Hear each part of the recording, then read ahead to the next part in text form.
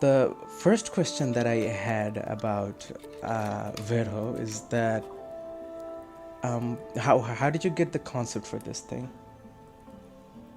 Basically, I played Lunacid, then I was a Dark Souls and like Souls just series fan for at least 10 years now. I found Lunacid because I was the fan of the Kira, the creator of Lunacid. Oh, okay. After playing the Lunacid, I learned that there is like this Kingsfield series, which was wild to me because I never heard about Kingsfield series. After that, I was playing through all of the Kingsfield. I didn't finish all of them, but I played all of them. Also, the Shadow Tower series, which is kind of like Bloodborne or Sekiro for the Souls, I would say. Okay. And after that, I wanted more. Was Verho your first game, or have you worked on other games before? Oh no, like I said, I'm working for Verho for like about a year and a half now, and I'm working on games for the 8 years. Like I don't, though I don't have, I have only one more Steam release. Most of my games were made because before I became like, I think I can call myself pro. I basically lived from game dev for last more than 2 years. But before that, I was making free games with a lot of my friends through the high school. When was the first time that you got into the Souls? I think it was 2014. Wait, let me check that out. It was really close after the release of Dark Souls 2.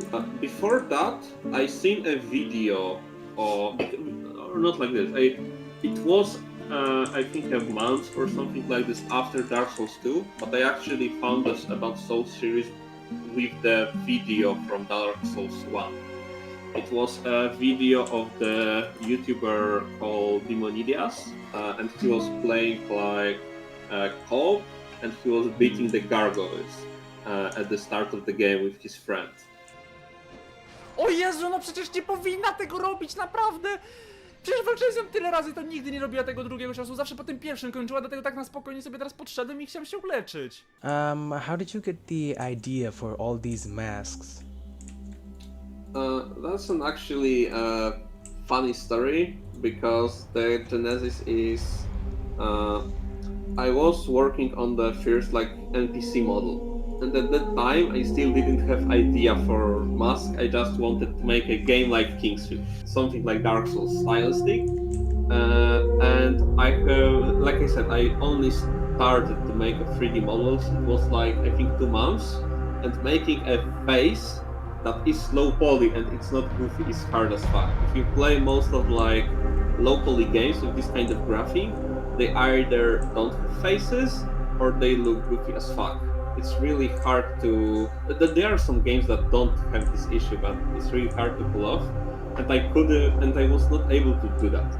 And then I basically started to playing with the real mask that was made by my friend. He made it because he making the masks for that's for his hobby, and let's say. And basically one day I basically traded that he will make me a custom mask for I think 6 beers.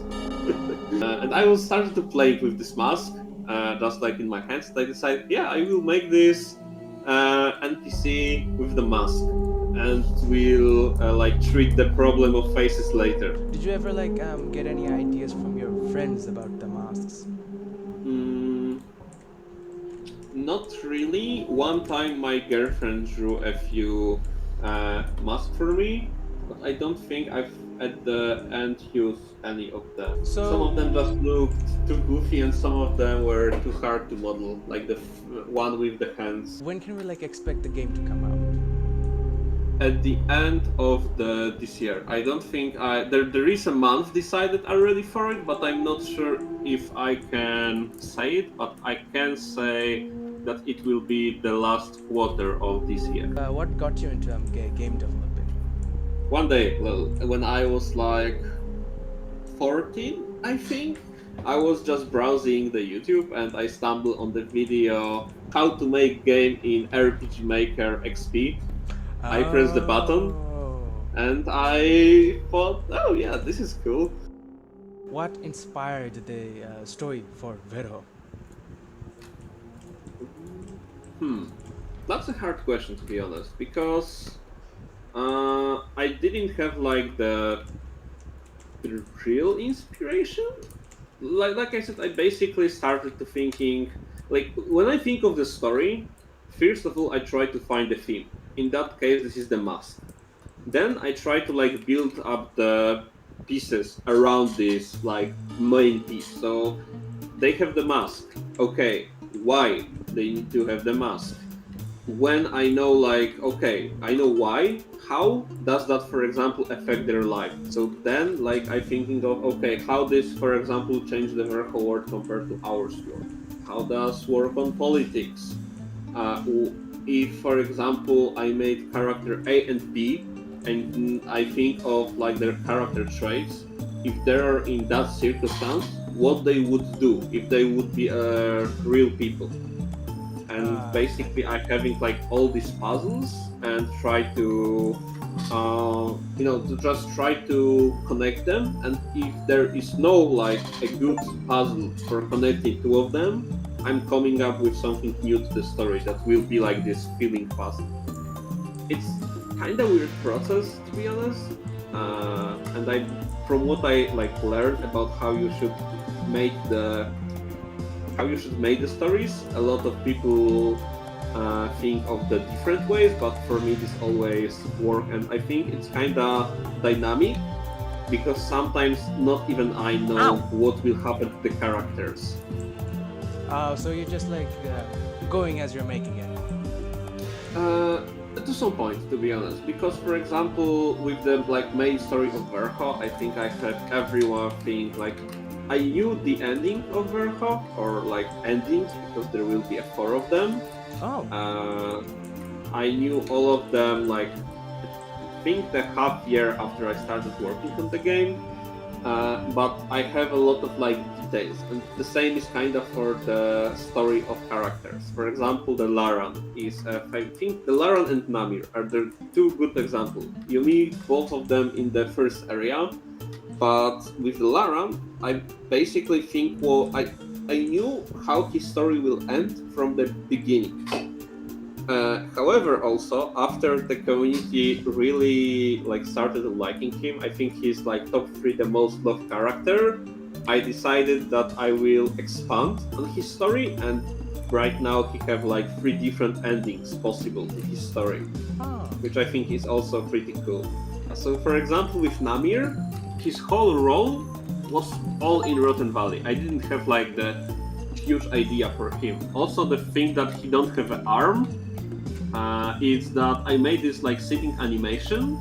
It was like I think also like the one of the first animation made, and I was a glitch that made the arm looking terrible, and I couldn't fix it for a few hours, so I decided to just chop off the arm. You will now, will be 1 arm, which is cool because after that, like I wanted to expand on Namir character, and I basically thought of his role to add it to the forest and the other area. So when he joined the forest, I made the story about him fighting Ovarius. I also used that as an explanation why he lost his hand. Well, now we know who the real culprit is. Yeah, we know that it's Ovarius. Me, okay. Yeah, you could say that. That is I think it's great. Very amazing how a model who was like very tedious to make just turned out to be a very interesting character.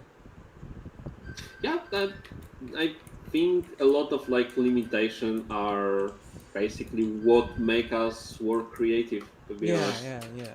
So, like he speaks about this weapon. So is this weapon in the demo, or is it gonna be later on in the game? No, this will be like a quest that you will be doing for most of the game. But I think the weapon will be also one of the coolest ones. I presented it, I think, on the one of the Q&As. But basically, what the weapon do is the rune blade. and when you like charge your attack, the runes start appear on the sword in really cool way. So if you now you have like the normal sword. If you switch to light, you have the light sword. If you switch to fireball, you have the fire sword. And it looks really cool because the runes actually like change the color, and the effects on the sword depend on what you're currently wielding. It's also the longest charging weapon in the game, and also the biggest sword in the game.